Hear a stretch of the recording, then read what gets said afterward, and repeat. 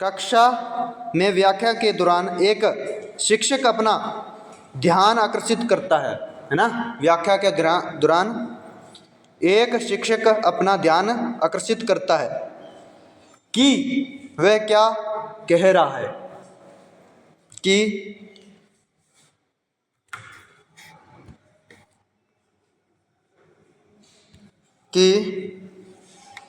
वह क्या कह रहा है,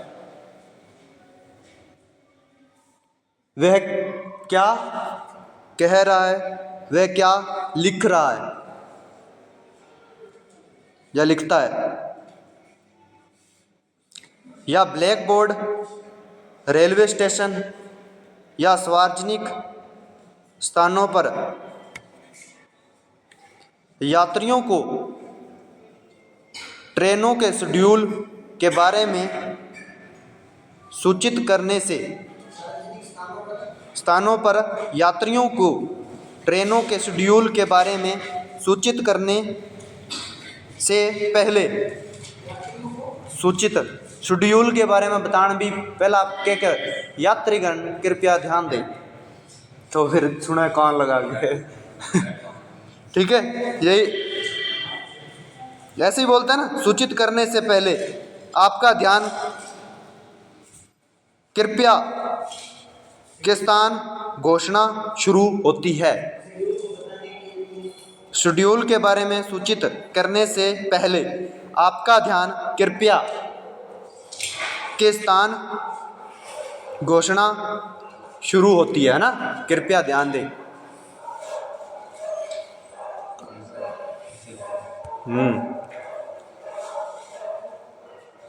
शुरू होती है। इस प्रकार ध्यान हमारे मन की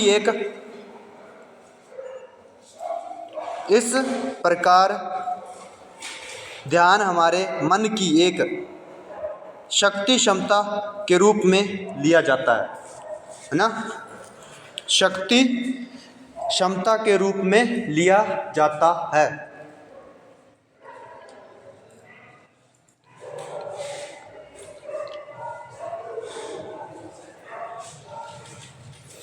लिखो, अवधान या ध्यान एक मानसिक क्रिया है।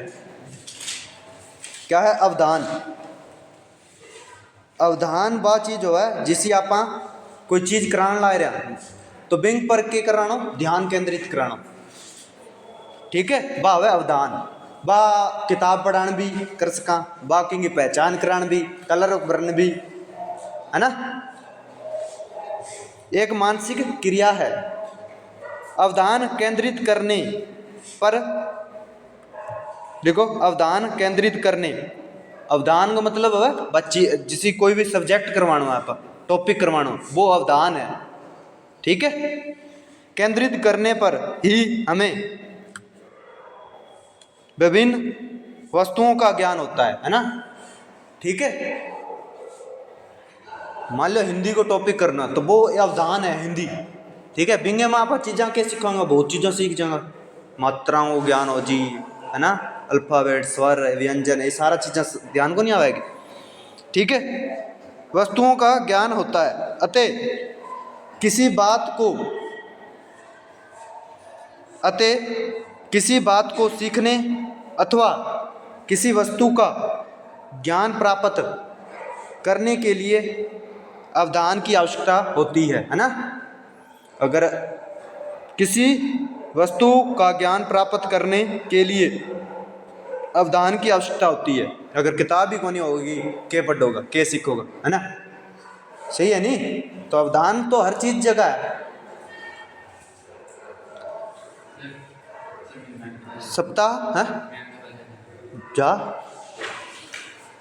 सप्ताह अवस्था में ही, सप्ताह अवस्था में ही, लिखो, सप्ताह अवस्था में ही हम इस क्रिया से वंचित रहते हैं, हम इस क्रिया से वंचित रहते हैं क्योंकि उस समय हमें चेतना का अभाव रहता है ना। क्या रहता है? चेतना का अभाव रहता है। चेतना मतलब अभी थे किसी हो, अवचेतन हो या अर्ध चेतन हो या अवचेतन चेतन हो, चेतन हो, चेतना का अभाव रहता है ना। चेतना व्यक्ति का स्वाभाविक गुण है, चेतना व्यक्ति का स्वाभाविक गुण है, ठीक है, ऑटोमेटिक आवा है। चेतना के कारण उसे विभिन्न वस्तुओं का ज्ञान होता है, चेतना के कारण उसे विभिन्न वस्तुओं का ज्ञान होता है। जब हम किसी कमरे में जागृत अवस्था में बैठे पुस्तक पढ़ रहे होते हैं, कौन सी अवस्था? जागृत। अब कौन सी अवस्था है तारे? जागृत ही है। अब बंद आंखें थोड़ी करके बैठे हो, बैठे पुस्तक पढ़ रहे होते हैं तो कमरे की सभी चीजें जैसे मेज, कुर्सी, घड़ी, अलमारी आदि के प्रति हमारी कुछ न कुछ चेतना होती है ना? क्या होती है? चेतना होती है।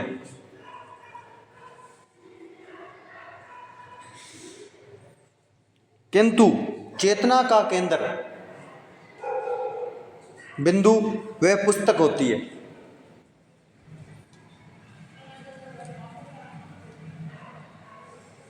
किंतु चेतना का केंद्र बिंदु क्या होती है? पुस्तक होती है ना? सही है कि अब दिखाई था ना सारी चीज़ें देने ला रही है, लेकिन तेरे दिमाग में क्या चलन ला रही हो? तेरा ध्यान कितना है? मैं बोलने ला रही हो, तो लिखण ला रहे हो, है ना? बिया तो तन था है, पंखो भी है, लेकिन थोड़ो थोड़ो पत्तो है, बिंगे पंखो बंद है, हाँ ठीक है, लाइट जलन ला रही पत्तो है, लेकिन ध्यान और चेतना तरीका है, ठीक है। बात चीज पुस्तक होती है जिसे हम पढ़ रहे होते हैं। चेतना के किसी वस्तु पर इस प्रकार केंद्रित होने की स्थिति को क्या कहते हैं? अवधान कहते हैं। चेतना के किसी वस्तु पर इस प्रकार केंद्रित होने की स्थिति को अवधान कहते हैं।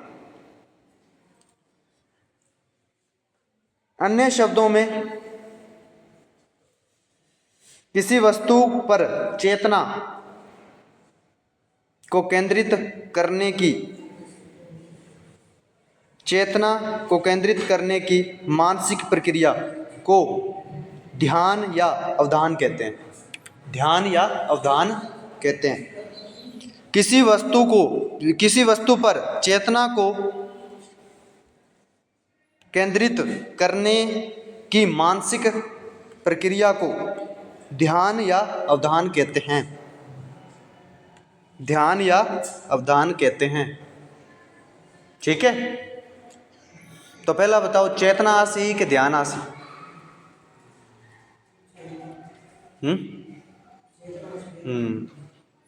अगर तने होश ही कोनी तो फिर कड़ा ध्यान लगा ले, है ना? अब लिखो, कई ध्यान पर कई ने बातें कही है। पहले लिखो, B.N. झा के अनुसार, B.N. झा के अनुसार किसी विचार या संस्कार को चेतना में स्थिर करने की प्रक्रिया अवधान है। आ जाओ।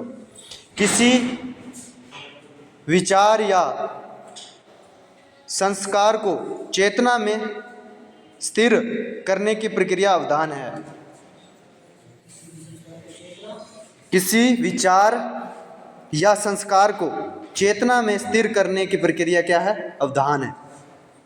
दूसरा है स्टाउट के अनुसार, स्टाउट उल्लू वाला, स्टाउट के अनुसार ध्यान सरल रूप में उस सीमा तक क्रिया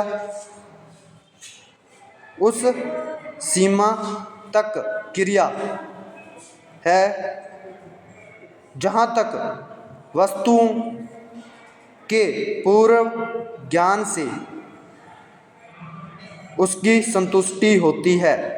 ध्यान सरल रूप में उस सीमा तक क्रिया है जहाँ तक वस्तु के पूर्ण ज्ञान से उसकी संतुष्टि होती है।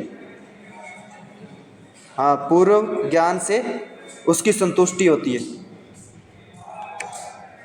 तीसरा लिखो, डम्बिल के अनुसार, डम्बिल मी आएगा तो आधा, डम्बिल अवधान अन्य वस्तुओं की अपेक्षा एक वस्तु पर चेतना का केंद्रीकरण है।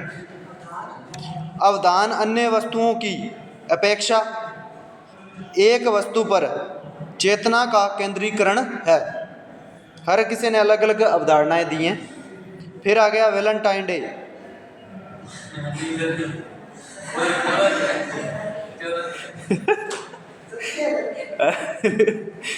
अरे रुक जाओ।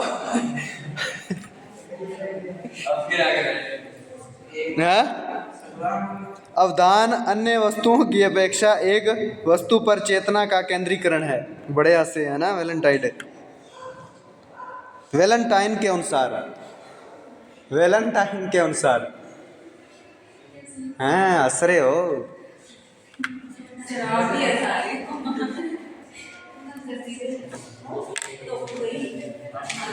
लिखो, ये क्या बोलते हैं ध्यान के लिए, अवधान मस्तिष्क की शक्ति ने होकर संपूर्ण रूप से अवधान मस्तिष्क की शक्ति ने होकर संपूर्ण रूप से मस्तिष्क क्रिया या अभिवर्ती है। मस्तिष्क क्रिया या क्या है, अभिवर्ती है। अब आगे एक और है, बुंट के अनुसार, बुंट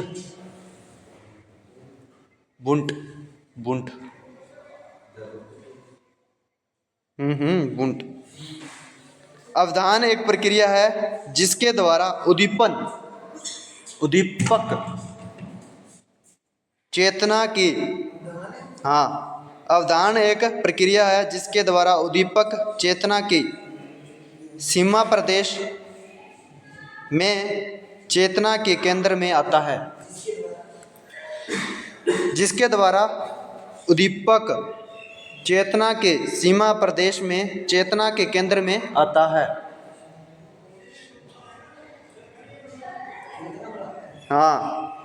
फिर आगे मन के अनुसार,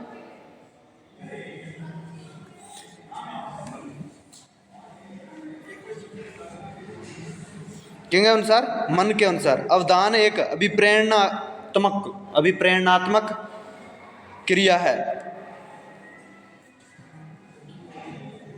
फिर आगे रोस के अनुसार,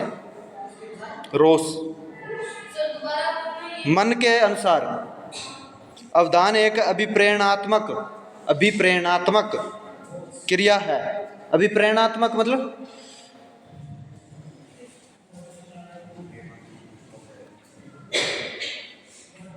बता। हाँ बा अभिप्रेरणा बा प्रेरणा हो।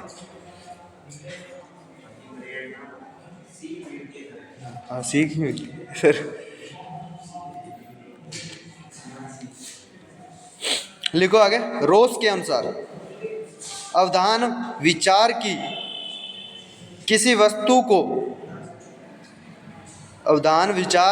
किसी वस्तु को मस्तिष्क के समान स्पष्ट रूप से उपस्थित करने की प्रक्रिया है।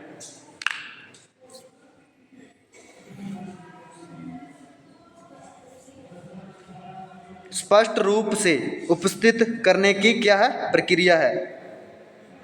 अवधान विचार की किसी वस्तु को मस्तिष्क के समान स्पष्ट रूप से उपस्थित करने की क्या है? प्रक्रिया है। लिख लिया? अब आगे थोड़ा लिखो, थ्योरी है। ध्यान एक केंद्रित प्रक्रिया है ना? क्या है? ध्यान एक केंद्रित प्रक्रिया है और ध्यान प्रक्रिया के बिना धारण संभव नहीं है।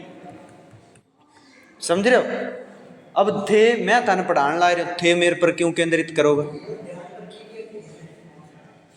ध्यान एक केंद्रित प्रक्रिया है और ध्यान प्रक्रियाओं के बिना धारण संभव नहीं है ना?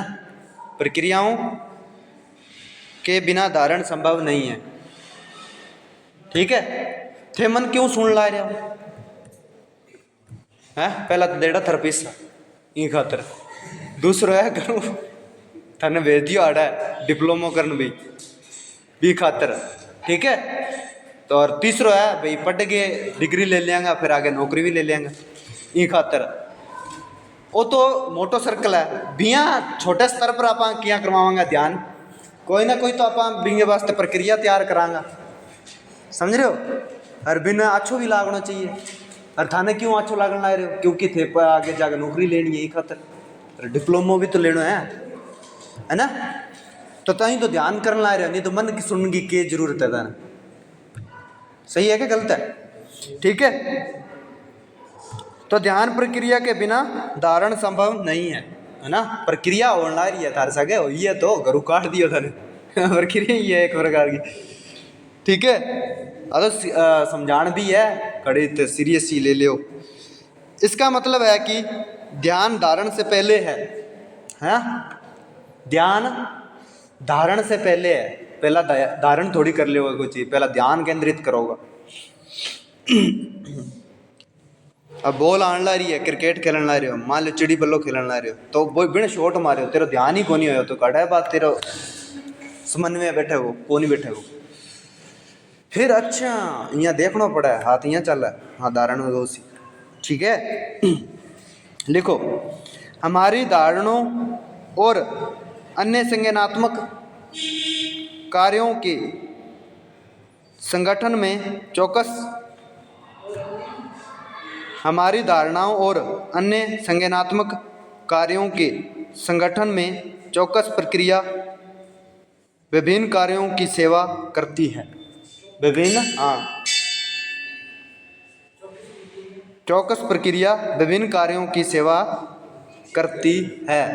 चौकस क्या हो गया? छुट्टी होगी? हमारी धारणाओं और अन्य संज्ञानात्मक कार्यों के संगठन में चौकस प्रक्रिया विभिन्न कार्यों की सेवा करती है। ठीक है? तो आज के लिए इतना ही। आपको क्लास कैसी लगी? लाइक शेयर सब्सक्राइब जरूर करें और कमेंट जरूर करना।